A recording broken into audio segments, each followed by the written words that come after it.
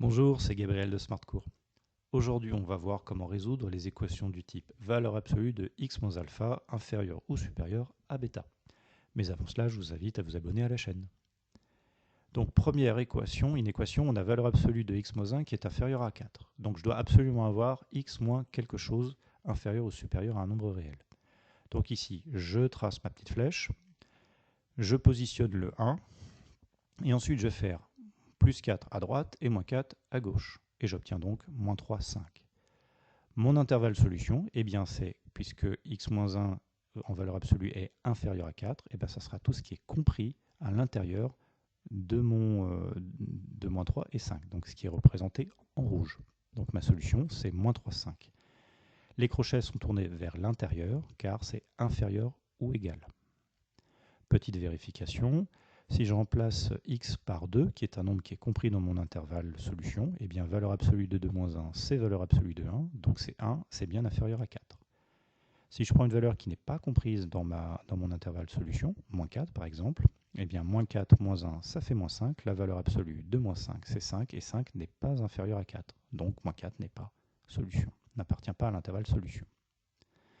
Si j'ai x plus 3 en valeur absolue qui est inférieur à 5. Donc comme je vous l'ai dit, je dois avoir absolument x moins quelque chose, moins un nombre réel.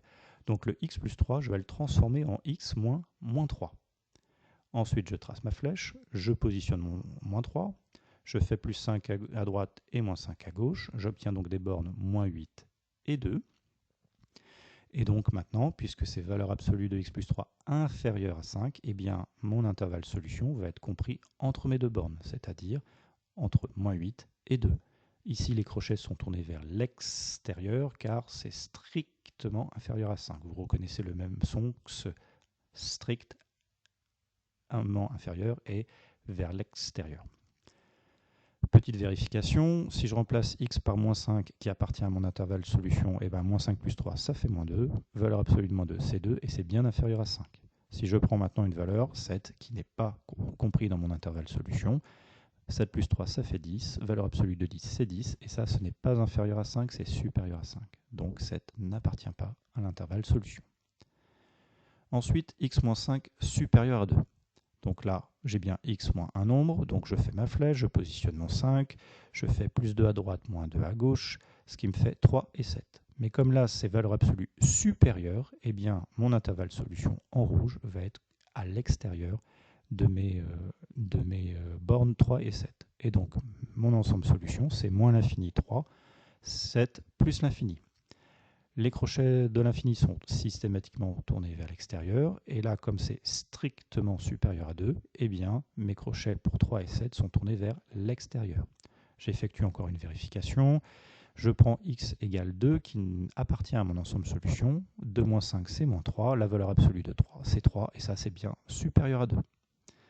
Si je prends 6 qui n'appartient pas à mon ensemble solution, 6 moins 5 ça fait 1, valeur absolue de 1 c'est 1 et ça n'est pas supérieur à 2 mais inférieur à 2. Donc 6 n'appartient pas à mon ensemble solution.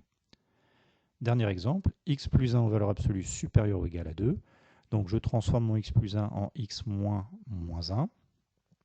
Je mets ma flèche, je positionne mon moins 1. Je fais plus 2 à droite, je fais moins 2 à gauche. J'obtiens moins 3 et 1. Donc je rappelle, moins 1 plus 2, ça fait 1, et moins 1 moins 2, ça fait moins 3. Et comme c'est une valeur absolue supérieure à 2, eh bien mon ensemble solution en rouge sera à l'extérieur de mes bornes.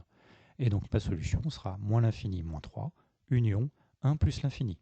Je rappelle, les crochets de l'infini sont toujours tournés vers l'extérieur. Et ici, comme c'est supérieur ou égal à 2, eh bien mes crochets pour moins 3 et 1 sont tournés vers l'intérieur. J'effectue une dernière vérification. Je prends x égale 2, 2 qui appartient à mon ensemble de solutions. 2 plus 1, ça fait 3. Valeur absolue de 3, ça fait 3. Et c'est bien supérieur ou égal à 2. Donc 2 appartient bien à mon ensemble solution.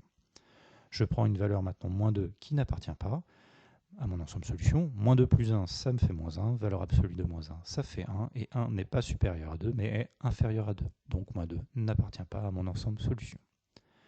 Voilà, la vidéo est terminée. J'espère qu'elle vous a plu et pour ma part, je vous dis à la prochaine. Ciao!